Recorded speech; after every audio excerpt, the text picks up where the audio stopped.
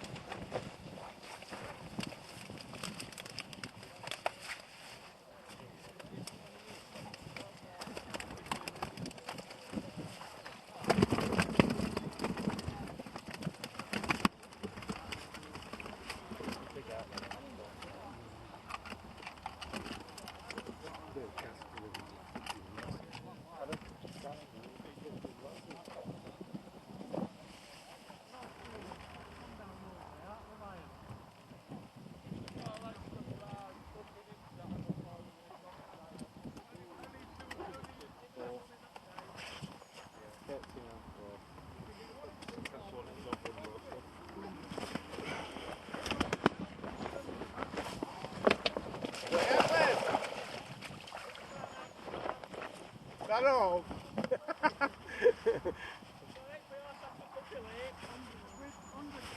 Where you been?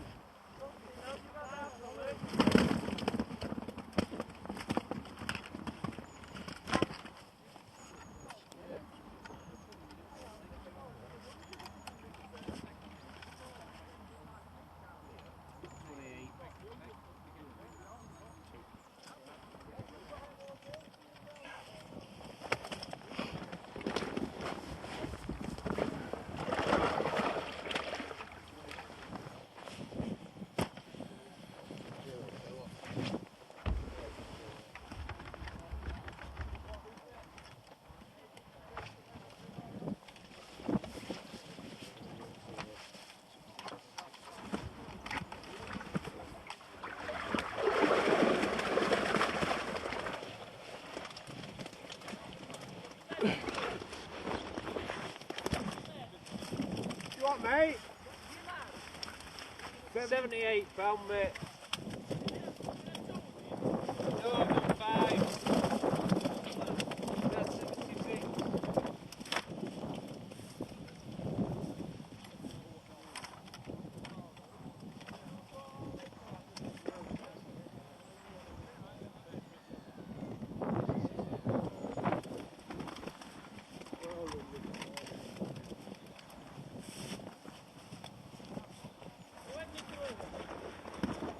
Uh, 114 10. 114. 100 and what? 114.